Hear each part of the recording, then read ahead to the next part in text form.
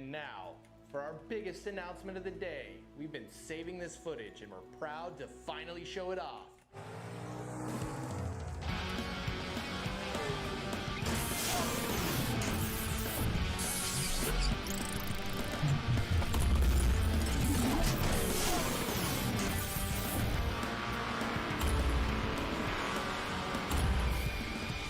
Take a look at this car.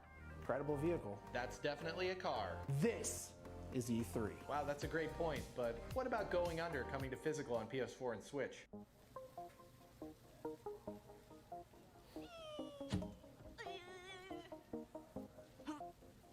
fucking weird looking. I've always wanted to try it.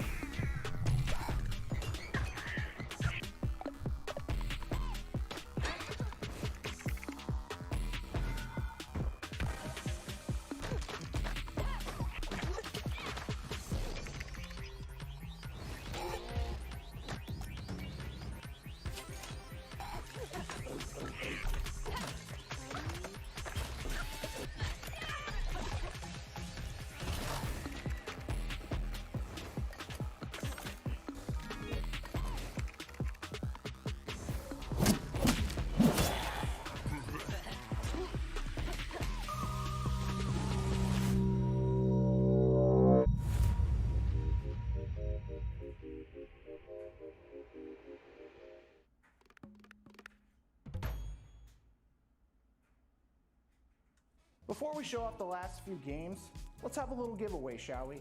One lucky winner will win a game, a car, and a ton of other prizes. We have, how excited are you, sir? I'm very excited. Yay! You get to spin the digital wheel! It's digital, you don't have to put your hand up. Just, wow, look what you won! How did I win? A controller! Isn't that exciting? I don't have a console. Sorry. But you have a PC, right? No, it's broken. My mom broke it. We're gonna come back to us later. A physical release is coming for one of 2020's best multi-genre games. Check it out.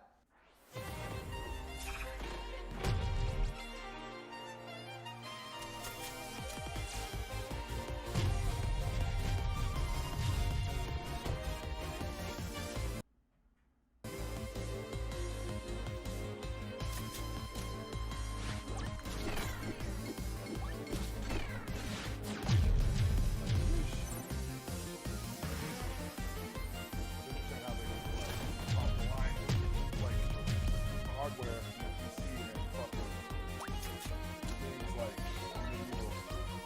Very crazy. Bottom of one minute. We're trying. I don't know if anybody knows this story. Not a game called Black. Oh,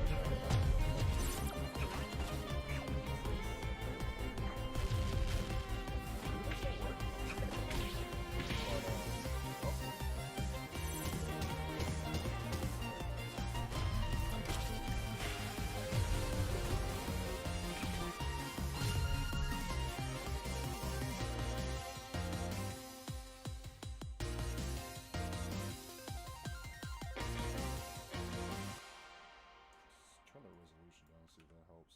No, it does not. We here at Limited Run are huge Rooster Teeth nuts.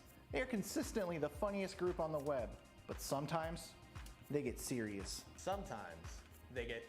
Yeah, these enemies are pissed. Ooh. This should be fun. Tastes like this. No, Team Ribby! Oh, that makes me dizzy. Booyah! So easy. Ooh, neat. I can work with this.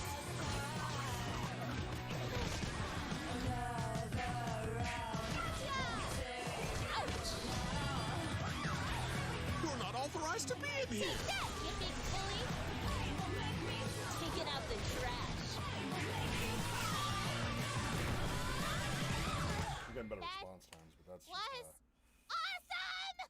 Can we please get some 2D wrestling in here already? RGT 85 is fucking going nuts right now. Oh, he's in this game. Welcome to Retromania Wrestling! Bro, what the fuck is that? Can't really see the gameplay. Yeah, I'm not interested in that. That's gotta hurt.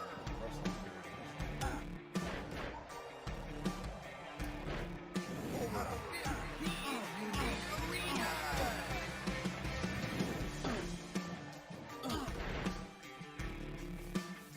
So many ways to play.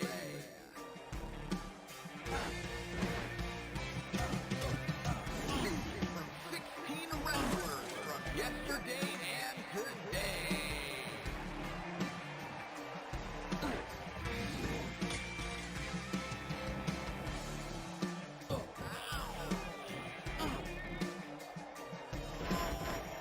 Wow! 8 wrestlers in the ring at once.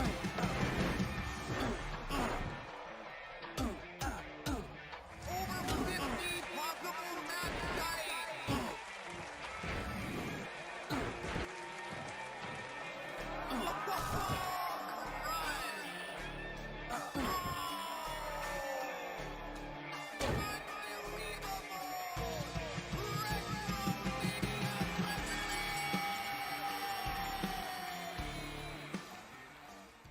Two of the greatest games in an iconic franchise are getting a physical PS4. Let's check it out.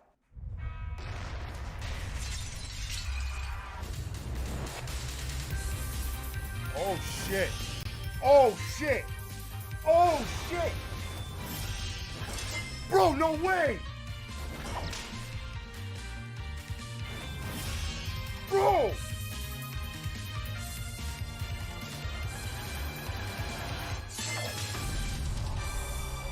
Yo, I got chilled. Oh, but it's PS4 only? Phenomenal to see that collection on a disc. But what about people who haven't upgraded their consoles in the last 30 years? Guilty. No, I'm serious. Come on, you could have given us a Switch version. Well, what the if I fuck? told you we had the longest awaited release in Turbo Duo history? That shit, man. I might still buy it.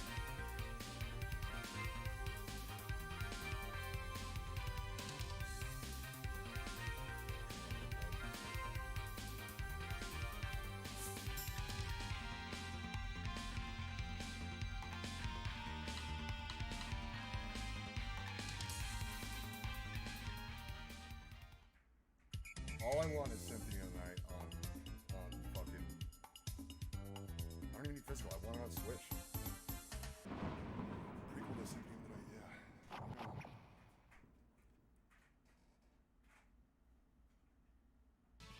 They're doing a limited run of like TurboGrafx CD. No gaming event would be complete without at least 10 minutes of solid Konami love. Let's keep the affection Whoever going with just another tuned in and iconic didn't collection. See that, they just didn't see the PS4 version of Symphony of the Night. It's in my top 3 favorite games. It was my favorite game. But why can't you do it on Switch already? Like what the fuck? And obviously it's just physical ports from a third-party company, so it's like they just license that out. So they're only gonna get the PS4 port physical. Which, you know, for collectors, I guess like especially for fans of Castlevania, when you get something tonight, man, I'm gonna get it. It's limited run the collector's edition, and you know, got it. I just want to start to play it again. I have a Vita, I can do that, but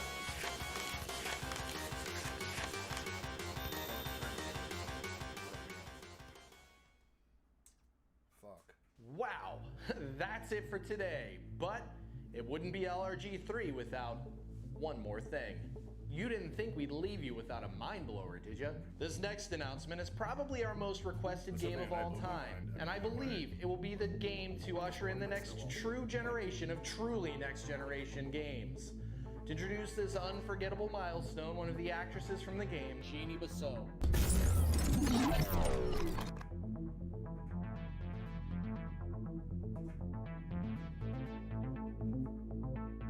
Oh, looks like you're muted. You're gonna have to yell or something. It's still too quiet. Plumbers don't wear ties.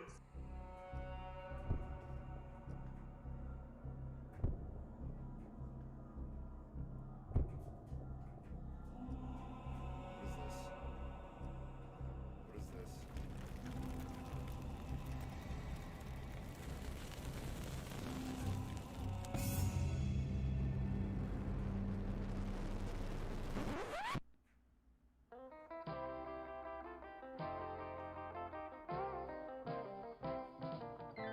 Fasten your seatbelts, What in the 'cause meme I'm fuckery? about to turn this story over to you. Your mission, should you accept it, is to get these two lovebirds together. Hi, I'm Jane. God, he's cute. Great smile. Jane. Why John isn't and there Jane. fucking Poor games me. out like this, dude? I guess I could change my name to Tarzan. You know what? I really have to go, but it's nice meeting you, John. Wait. What are you doing later? For lunch? Can I buy you lunch? No, I'm serious. I'm really a plumber. John, plumbers don't wear ties. Now, come on, stop fooling around. That's it for the show, everyone. Thank you for an incredible year. No matter when Bullshit. things go right or wrong, we've been Bullshit. honored to bring you something physical to keep through it Yeah, all. it's nice that Even when the some digital people already have storefronts their fade copy. away, I we will ordered always. like and also, they want to act like they're tough shit with their fucking PS4 edition. Like, I'm still gonna order it. Like, thanks, assholes. Yeah, exactly. And I don't even like. It was here! I enjoyed this game when it came out, but I don't even. I kind of just wanted it, and I had the money at the time, so I'm gonna resell it. Physical. Forever.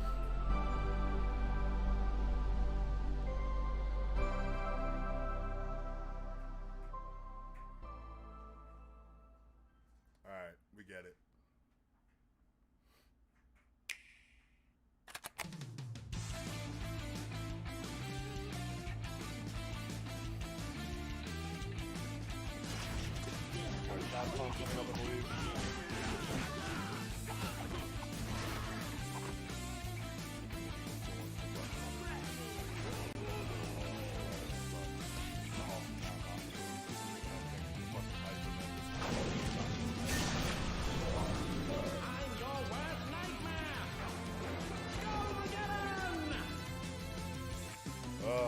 Whatever.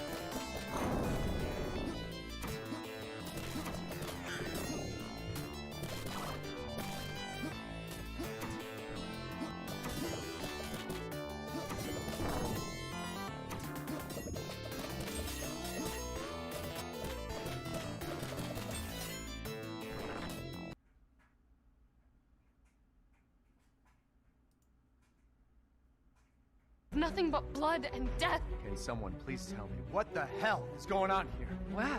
Well, Ethan Winter. What's for dinner? Ooh, burger. What about tacos? Barbecue could be great. Or a hot bowl of ramen. Ooh, pizza. I know.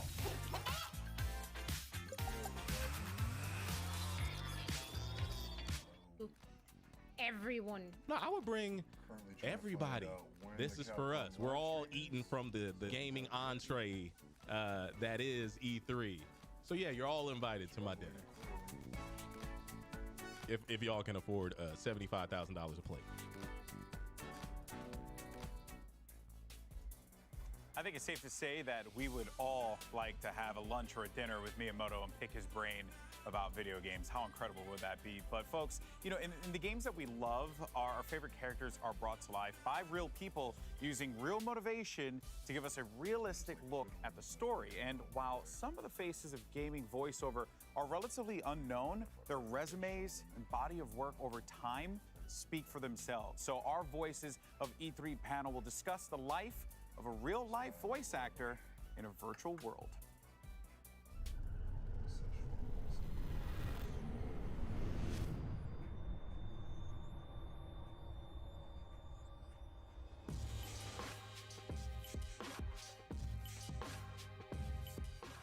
And here we are for the Wonder Women and Gaming panel with some incredible women in the industry. I'm so excited to be moderating this. I'm so excited to call. Why has my keyboard been most of them doing friends, that? all of them friends, right? Some of us are newer friends, but we're all friends. Which one of us isn't a friend? I'm I know, who didn't make the cut, y'all? Who did not make the cut?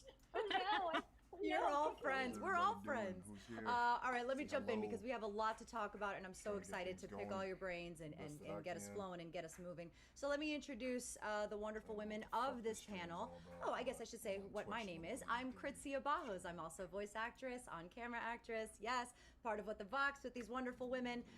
But enough about me. Let's get to the women here in the panel. We've got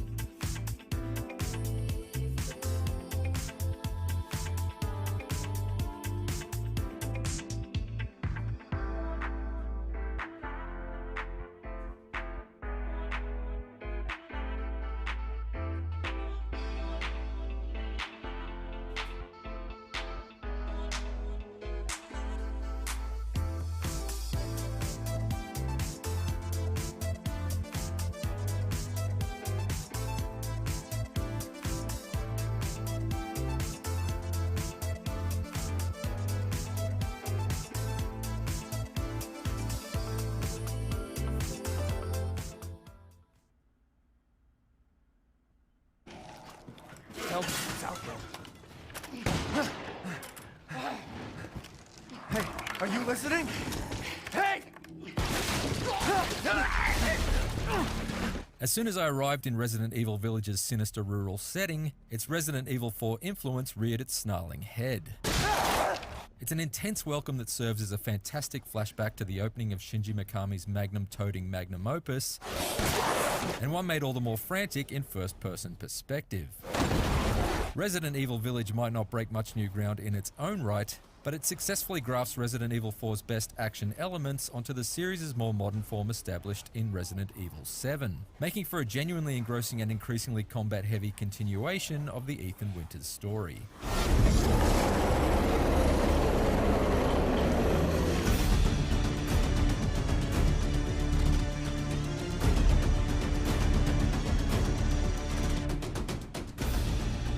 It's a story that, unfortunately for poor old Ethan, goes from dire straits to dire wolves. Dragged to hillbilly hell and back in an effort to rescue his wife in Resident Evil 7, he now finds himself dropped into a distinctly Transylvanian type of terror in Village. Where the hell am I? This time it's his infant daughter who must be saved after she's kidnapped by a wicked cabal of monster maniacs.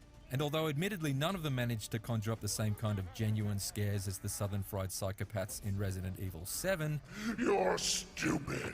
I found a lot of them to be entertainingly twisted in a slightly cartoonish Batman villain kind of way. Lycans and gentlemen! Each presides over their own visually distinctive domain that you must survive, with noticeable shifts in mood between each setting. One demands a more stealth-driven approach, while another takes a departure into more psychological horror than combat. Delving into the darkest corners of Village's world and uncovering the real reason these fairy tale freaks have come into existence in the present day, made for a compelling mystery that hooked me throughout my 10-hour playthrough. Death has visited them all.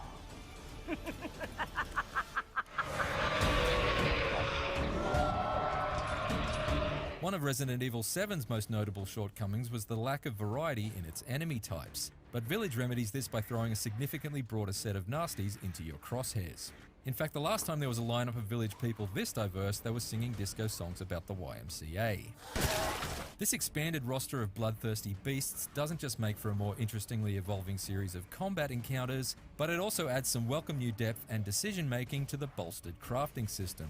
Should you spend your scarce supply of scrap to cobble together a landmine that will blast the armor off one of the tank-like Lycans, or fashion it into sniper rifle rounds so that you can eliminate nesting gargoyles from afar before they have a chance to swoop down on you.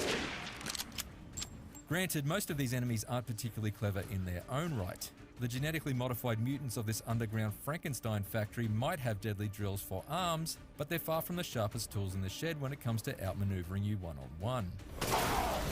Still, what Village's variety of grunts may lack in smarts, they certainly make up for in sheer numbers. There's no end to them. And although I rarely encountered clusters of more than a handful of enemies at a time for the first few hours, by the story's end I was gleefully indulging in chaotic levels of carnage that reminded me more of a run-and-gun Call of Duty campaign than a slow-paced horror game. That's a pretty big change from the philosophy of Resident Evil 7's first half, and a throwaway reference to military training in the prologue is used to explain why Ethan feels substantially more combat ready this time around. Military training, it all happened so fast. He's better equipped to stay on the move during a scrap, and can even shoot down flaming arrows Leon Kennedy style. Certain location-specific environmental features also help to further even the overwhelming odds, and freshen up each fight as you move from one unique area to another. I've been waiting for you, Mr. Winters. The Duke, a tubby trader who can be conveniently found in various locations around the map like a Transylvanian 7-Eleven, allows you to buy weapon add-ons and upgrades as well as limited amounts of medkits and ammunition. But what I appreciated the most about Capcom effectively resurrecting Resident Evil 4's merchant is that the Duke's stiff prices forced me to pore over every square inch of Village's stunning scenery in search of treasures to trade for spending money, which had the knock-on effect of leading me to a number of surprises, both pleasant and malevolent. Some treasures still lurk in this village.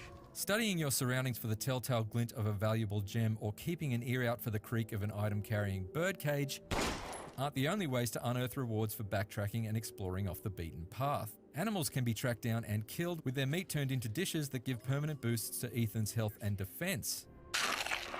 I definitely took some dark delight in slashing at a yard full of chickens with Ethan's pocket knife. Check it out, this is what Link sees every time you play The Legend of Zelda. No wonder he's too traumatized to speak. Elsewhere, there are countless invaluable story morsels that tie the village's inhabitants to the Umbrella Corporation, as well as entirely optional mini boss fight encounters that in some instances manage to completely blindside me. It's clear that this Resident Evil isn't just called Village so that Capcom could awkwardly shove the Roman numerals for 8 into its logo, but because exploring the village itself is a central part of the experience. And although you visit each of the main villains' lairs in a set order, keys and other tools found along the way unlock new paths and secrets that make your return trips through Village's main hub a consistently rewarding journey. However, my trip through Resident Evil Village wasn't entirely without its missteps. I'm not sure Capcom was prepared for how much of a phenomenon Lady Dimitrescu would become with the Resident Evil fanbase, because despite the horniest hopes of internet perverts, oh, be careful what you wish for. Her appearance is certainly intimidatingly long-legged, but also disappointingly short-lived. She arrives very early on, is reasonably easy to avoid as far as stalker enemies go, and isn't as big a presence as you might expect from Village's billboard-sized poster girl. Her 3 daughters, meanwhile, all share the exact same weakness, and thus your fights against them all play out in almost identical fashion, though I will give them credit for never failing to jolt me out of my seat with their unpredictable arrivals. Play with me some more! Ah, stop that. In fact, many of Village's boss encounters come up surprisingly short in a strategic sense. While they certainly escalate in scale and spectacle as you get closer to the story's climax, very few amount to much more than circle strafing and shooting them in their glowing bits until they drop.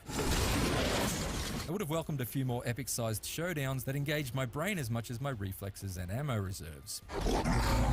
While there's not much to puzzle out when it comes to tackling bosses, there's just as little thinking involved when it comes to tackling Village's actual puzzles. As was the case in Resident Evil 7, the solutions to the bulk of Village's brain teasers are either exceedingly straightforward or, in many cases, entirely spoiled for you by instructional notes left in their immediate vicinity. I can understand the developers' reluctance to allow our forward momentum through the story and action sequences to stall, but that seems at odds with an experience that otherwise clearly wants you to regularly slow down and examine your surroundings. Once Village's story has been finished, you gain access to Mercenaries. This Time Attack arcade mode, which debuted in Resident Evil 3, returns with a few new gameplay tweaks and serves up some high-speed survival horror shooting that's only a few distorted guitar riffs away from actually passing as a Doom.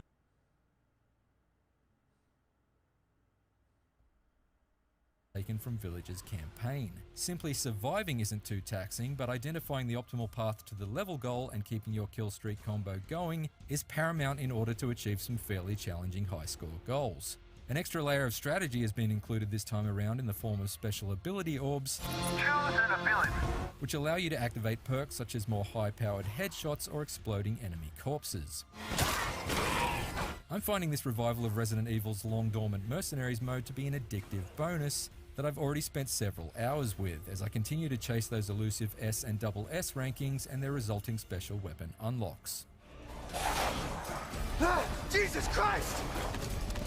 Roaming the streets of Resident Evil Village is like visiting a disturbing and deadly Disneyland, where every attraction is a house of horrors. I got just as big a thrill out of reveling in its frenzied violence as I did retracing my steps through the gradually revealed recesses of its sizable village setting to uncover the darkest story secrets of its monstrous main cast. Boss fights are a bit of a letdown, but the great variety of enemies throughout keeps things tense. The fact that it's very much a throwback to the fast-paced action of Resident Evil 4 also means it largely takes a step back from the slow burn scares of Resident Evil 7, which may well disappoint those who prefer more psychological dread to blowing off heads. But if you have an itch for action-heavy survival horror, then Resident Evil Village will scratch it like a fistful of Lady Dimitrescu's freakish fingernails. For more IGN reviews, check out our verdicts on Returnal and Total War Rome Remastered, and for everything else, stick with IGN.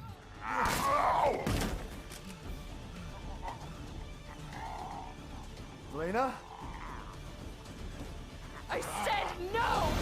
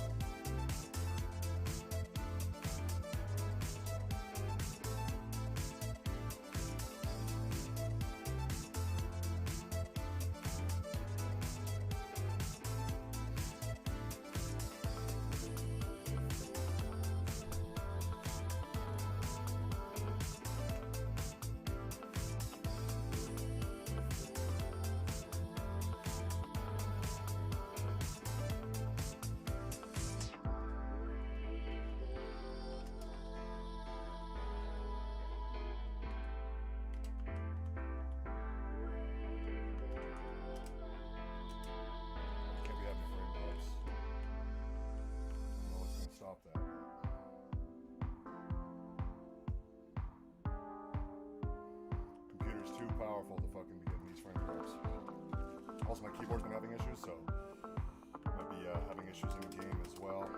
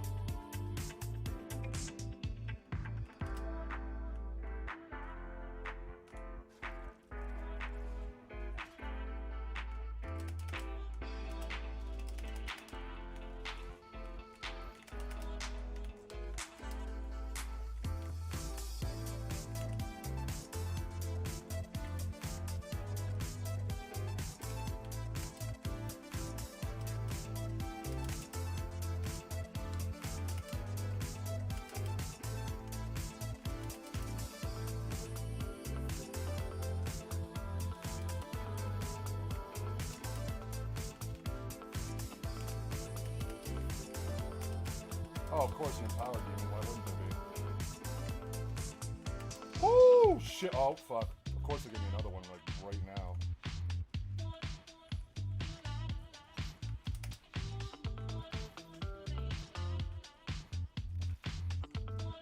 Fucking Doom Hunters, bro.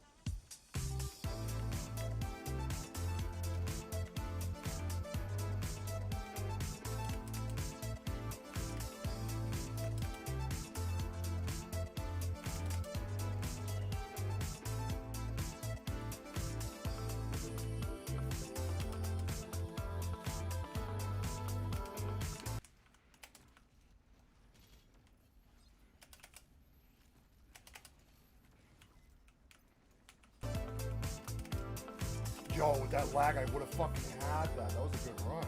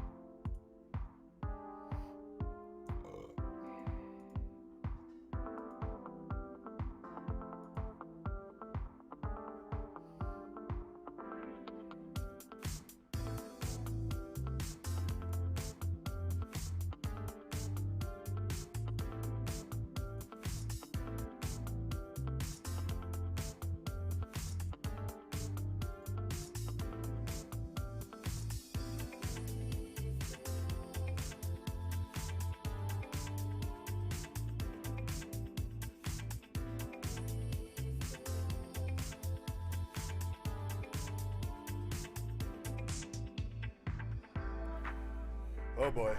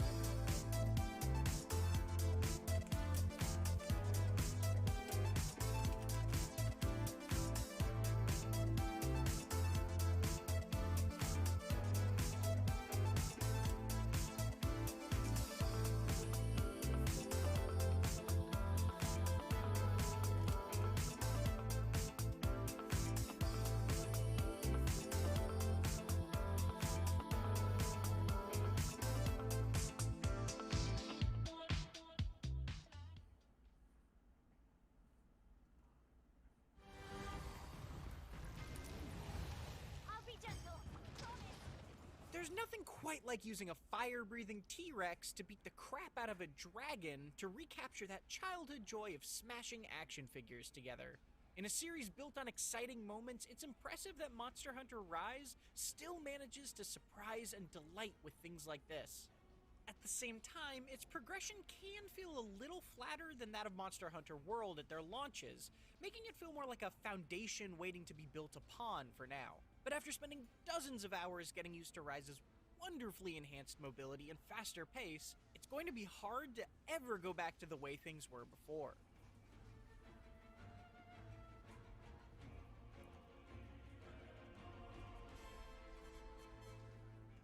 If you're new to the series, Monster Hunter is essentially a gauntlet of epic boss fights against spectacularly diverse monsters, who you then turn into nice pairs of pants. Each victory earns you materials to craft better equipment, to take down tougher monsters, and so on and so forth. Success relies on a healthy balance of preparation and skill, and it's kept fresh by the combination of 14 radically different weapon types, the strategic puzzle of breaking specific parts of a monster, and the intoxicating allure of that next piece of gear. I might play Monster some Hunter Monster Rise today. in particular is full of fun new ideas, but it also benefits from many of the streamlined innovations that helped make World the best-selling game in the series. Things like load-free Yo, who's maps here? and Say using what's up. items while moving feel vital after having now spent hundreds of hours with them. Meanwhile, other features like separate village and hub quest lines for single and multiplayer return some of the organization of older games. That mishmash of ideas makes Rise feel like a huge mechanical step forward compared to the last Switch entry, Monster Hunter Generations Ultimate, but more of a sidestep in the context of World and its Iceborne expansion.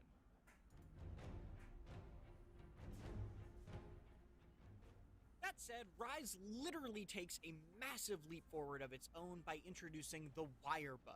This recharging resource lets you scale mountains, cover vast distances, and use special Silkbind moves unique to each weapon. But potentially the most impactful Wire Bug move of all is far more subtle. If you get knocked back, pressing ZL and B will instantly pop you back up onto your feet with your weapon sheathed, letting you quickly re-engage or heal up without missing a beat. That has a big impact on the pace and feel of a fight relative to other Monster Hunter games, cutting out lots of potential downtime. That's the philosophy of Rise in a nutshell. Fill the dead air and get to the action quicker.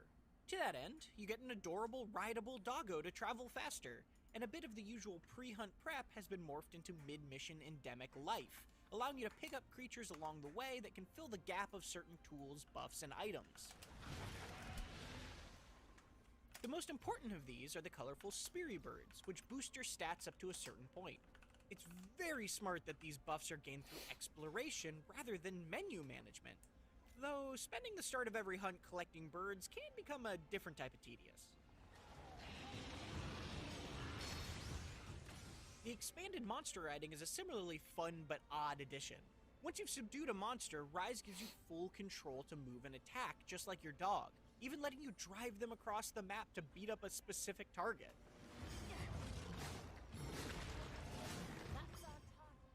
It really is a blast, but it's also weirdly easy to trigger. That means the other monsters are now basically just tools to be used, not much different than the tiny endemic life pickups.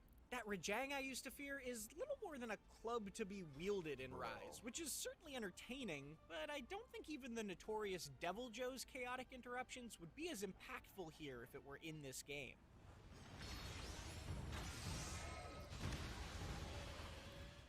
But goodness gracious, what good monsters there are to fight. Every single one of the brand new monsters is an absolute banger. From the bird monkey Bishaten throwing persimmons at you, to the fire crane Actisom and its extremely cool armor set, they're all excellently designed. The wide variety immediately available is impressive too, offering a lot of choice fairly quickly. Of course, the small drawback of that approach is Rise also peaks quicker, leaving the second half of its progression a little less surprising. The good news is that once you reach high rank in the hub, these fights are made fresh again by introducing new moves and more aggressive behaviors. That's not a new trick to the Monster Hunter series, but it is one of its most important. Sweet Rise's Going. funkiest new addition is its Rampage going hunts, on? which have Who's you here? set up Say hello. defenses to protect against waves of monsters like a tower defense game. It's a fun novelty, reminiscent of past siege fights like Kolve Teroth, but with more control and against significantly weaker monsters. I did really Playing with a enjoy party makes the multitasking madness more satisfying, too. Rampage One quests. person can man a turret, while another places defenses, and a third works to reduce the cooldown on powerful super weapons like this. Capcom has to do some sort of like collab announcement with Monster Rampages Hunter. are undoubtedly amusing, but the fact that they never change a whole lot strategically does cause them to wear a little thin. The few Apex monsters that cap off some high-rank Rampages are the real return draw, but eventually I just wished I could fight those without the tower defense preamble. That said, Rampage rewards do unlock some cool customization. Weapons have specific skills you can use Rampage-exclusive tickets to enable for extra bonuses, and there's even a distinct Rampage weapon of each type that acts as a sort of blank slate to modify to your liking. Couple that with the new switch skills that let each weapon swap specific moves to alter their combos, and Rise introduces a welcome dose of playstyle control from past Monster Hunters that World streamlined away. It's a shame.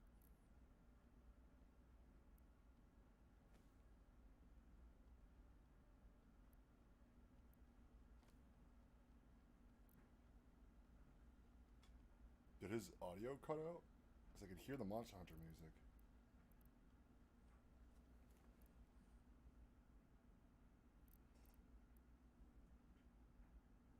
That's so weird.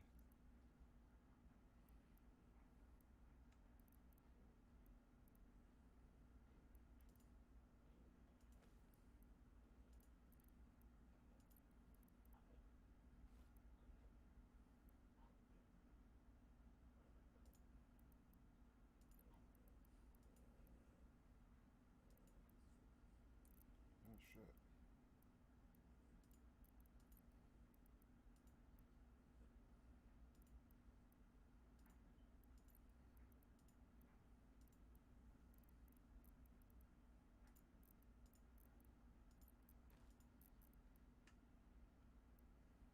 Great, I never want to give them up. The post-launch content updates Capcom is teasing can't come soon enough, but Rise is still already a thrilling step forward toward the new normal World so boldly introduced. For more Monster Hunter Rise, be sure to read my full written review on IGN.com, or watch an Apex Arzuros Rampage. And for everything else, keep it right here on IGN. Yeah!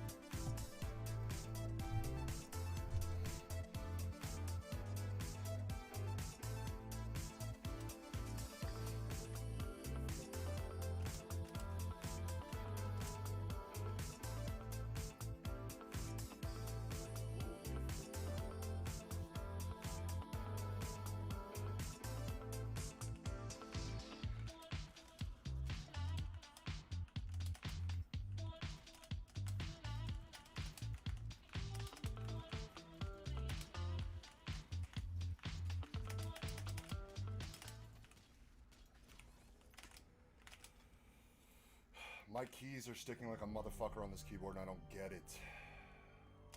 Long ago, a young girl went with her mother to pick berries for her father, who was hard at work.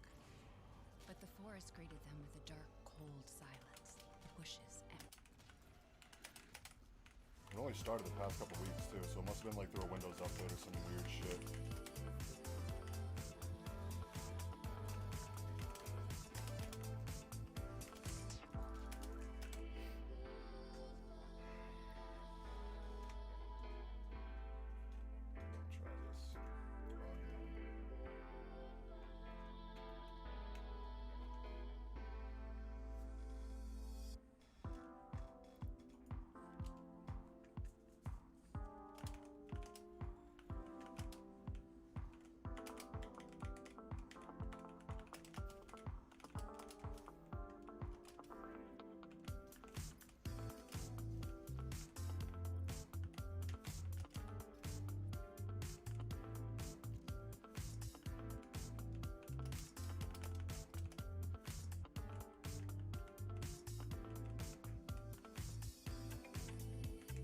See?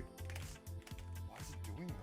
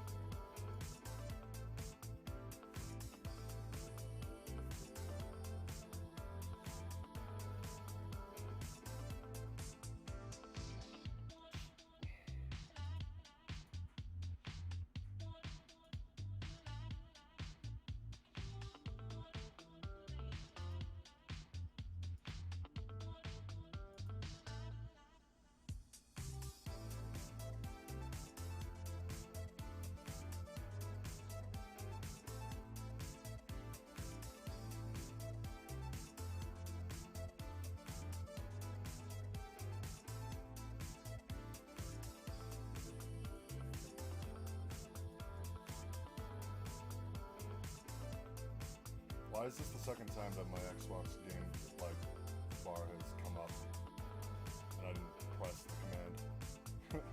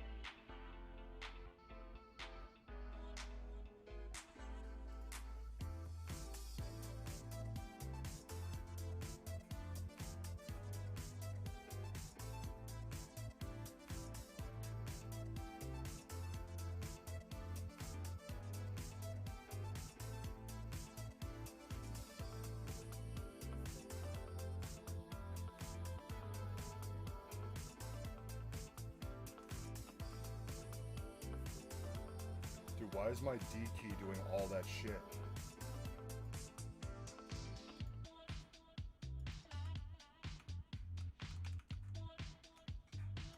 Bro, no way. Yo, what's wrong with this keyboard, dude?